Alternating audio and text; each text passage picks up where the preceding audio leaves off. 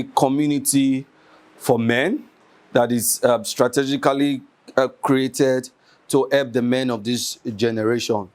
Like we already said yesterday, there's something that we've observed, that a lot of women has support right from the family. We see that women has support.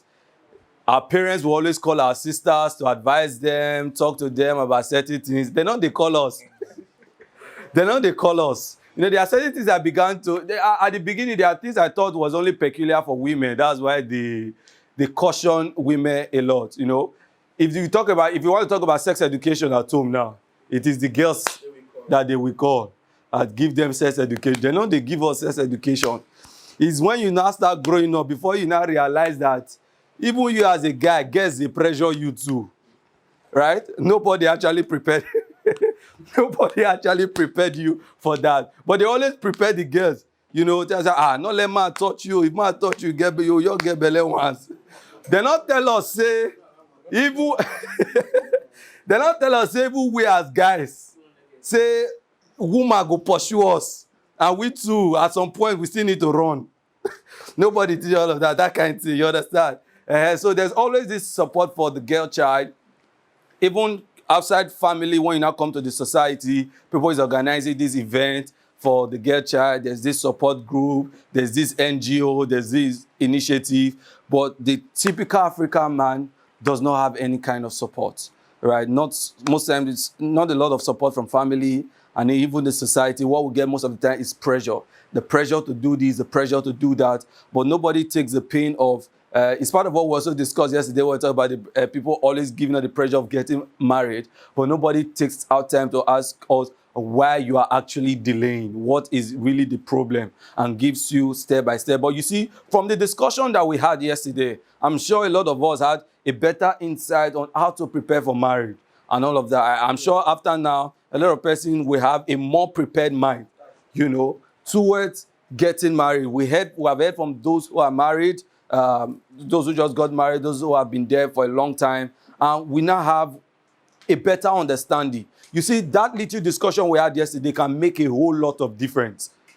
I know people that came for last year's boot camp, that from the thing that we said, they started their business.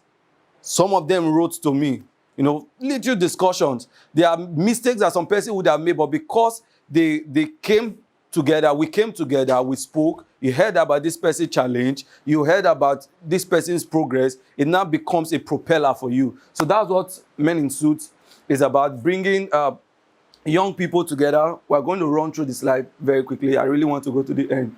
So Men in Suits is a purpose-driven community and organization that is committed to shaping confident, disciplined, and visionary men who are equipped to lead in their personal lives, careers, and society at large.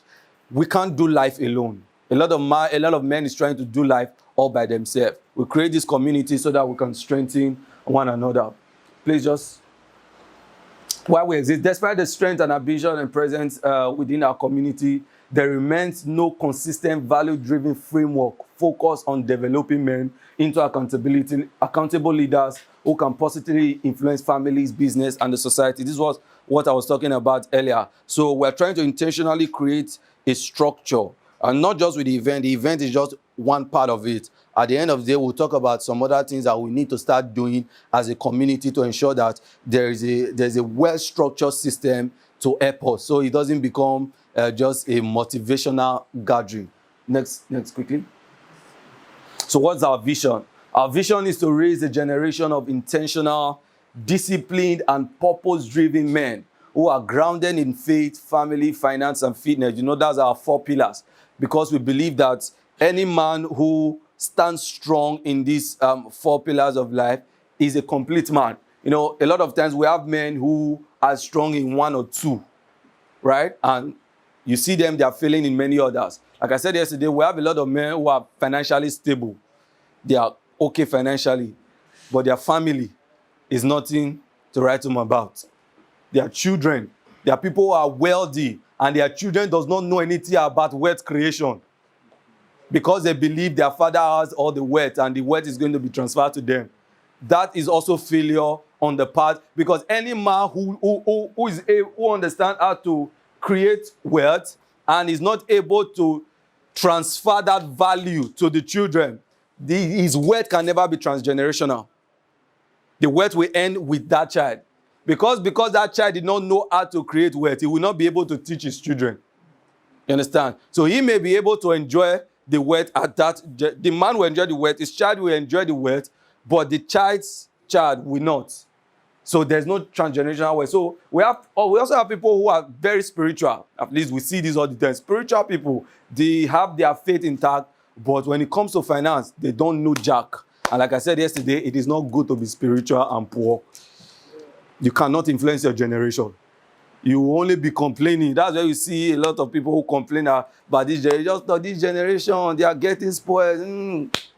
But that's all they can say. They don't have what it takes to influence the people. They can only complain. But we can't afford to be that people. We have the moral standard. We are people of faith. We must also have the wherewithal. You know, when Dr. Kenneth was talking yesterday, you may not have taken note. How do I put it? There are certain things you cannot do if you are poor, because you'll be afraid of consequences. Whether you like it or not, there's a certain level that Dr. Kenneth would be. It will be, before he will conk that child, he could think on 2 times. I already felt that. You get it. He go think on 2 times. And see, when he wanted to speak with the children, where did he take them to? Yeah. He took them inside the car. Have you seen his car? If you enter the car, you say go. You calm down. You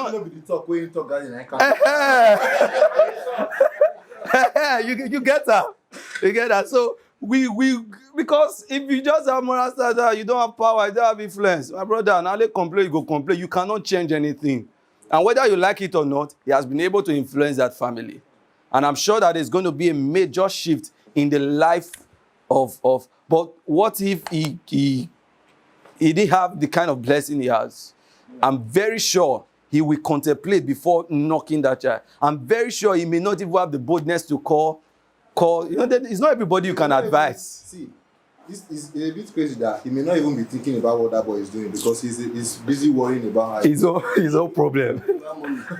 That's it. So that's why we can't afford. I'm emphasizing on this so that we have a goal, right? Something we are for every one of us. You can't afford to be a spiritual person and your family is failing. You can't afford to be a spiritual person and you are not doing well in your finance. And you can't afford to be a spiritual person and you are failing in your health. The same thing, you can't afford to have I don't know how possible to have a happy family without money. I don't know if that is even possible, right? Because at least you need to take your children out sometimes. Your children is going to ask you for certain things you need to provide. So we must understand that these 4 pillars within just is not rhyme. Faith, family, finance, and faith. It's not just about the rhyme. It is because it is a very important part of our life. So that's our vision. Let's quickly go. The mission.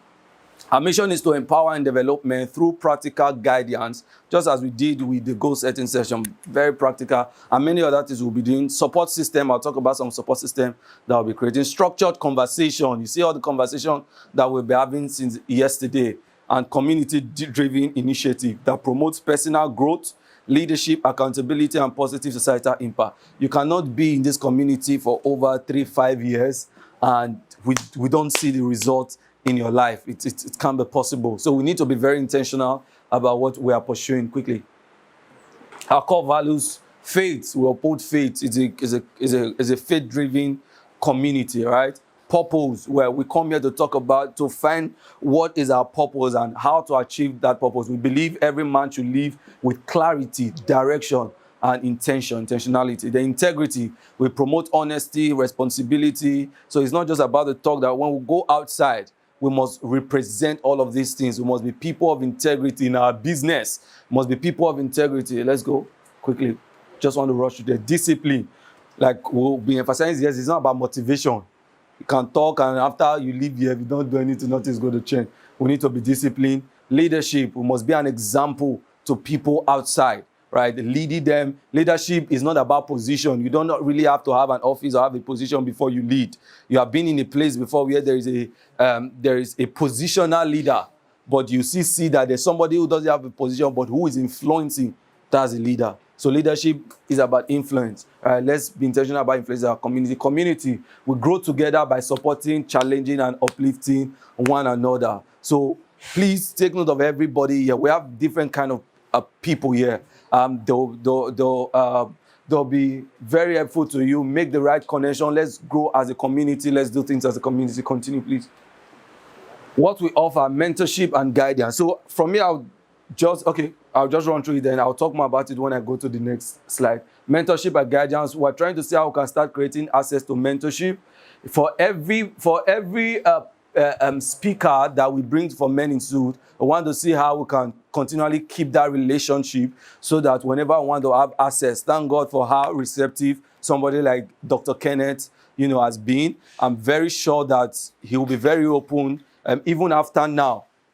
I'm sure he will let us have his contact and he will be very open for us to reach out to him. But not just him, everybody that we bring here, we want to see how we can create a forum where we can always have access. And not just us asking for mentorship, us also becoming mentors. I'm going to talk about that very shortly. We want to create a forum where we can also be mentoring people outside of this place. So as we grow, we are growing other people intentionally. Community conversation and events we are doing, personal development initiative. Quickly run through. Leadership and capacity building, we've talked about that. Community engagement and impact, we've talked about that. Okay, so our strategic plan. So these are some of the few plans that we have. Organizational formality. We're already working on registering Men in Suit as an NGO. It will be done very soon, and I'll let us know when we do that, so that it will be easy for us to partner with other organizations. And when we want to start doing community services, we're standing on a good foundation. Then digital presence and infrastructure. Thank God for our media team. Benefit has really been helping us with our social media. We're going to create a YouTube channel. All of this teaching that we've had here today will be on YouTube. That's why we had to get a professional camera, so that we ensure that everything is on YouTube. We can always go there. And as we begin to do webinars, we'll just be storing them on our digital press. Then we're also creating a website. Armstrong is helping us with that. We're creating a website already. We should be launching it by next month. All right, we should be launching latest February. We'll launch it. And one of the things that one of the things we want to achieve with that website, that's where our mentorship structure comes in. We want to create a system on our website where people can easily come and ask for mentorship, or even if it's just a question, they have a concern, they don't have people to talk with and they want to talk with someone, they can come there. And for example, we have people who are good with finance, good business people here, right? We have Francis, we have Caleb, and some other persons, And for example, if the person's concerned, if anybody comes to our website and has a concern on finance, there's a way the system can direct him to Francis if he's available, or direct him to Caleb if he's available. If it's a medical concern, we have Dr. Eddie is in Abuja. That's why he's not here. We're going to Abuja in May. He's also helping us to plant something in Abuja. We have pharmacists here, Ezekiel.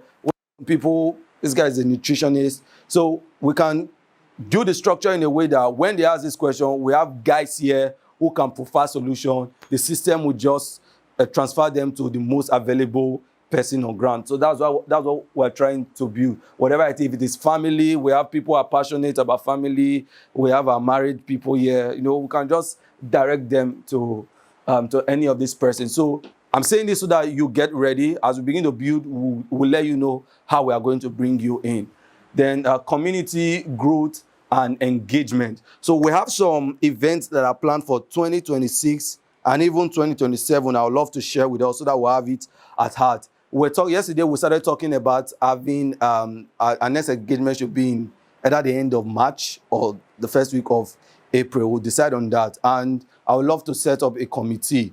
Please, if you love to volunteer to be in that committee to plan that, I'll need some of our married people to be in that community. a committee. I'll put it on the WhatsApp group. Please volunteer. I will not be the one to organize that event. If the event will hold, you are the one that will organize it. But we've already started talking about it yesterday that I want to hold an hangout where we can also bring some females. For the first time, we want to have females come into our meeting and talk from a female perspective. It's still going to be focused on men, right? But we want to hear both the male perspective and the female perspective. So we're contemplating yesterday whether we should restrict it to just your partners or you be the one to bring the female, or whether we should open it up for females to register and join us. But the committee, those that will be planning it, will decide that. Then, like I said, we're going to Abuja in May. If any of you would love to come to Abuja with us, that would be good. But we want to also start a community, build a community in Abuja. We have Hot Plate in Abuja. We have Eddie in Abuja. We have, what's his name?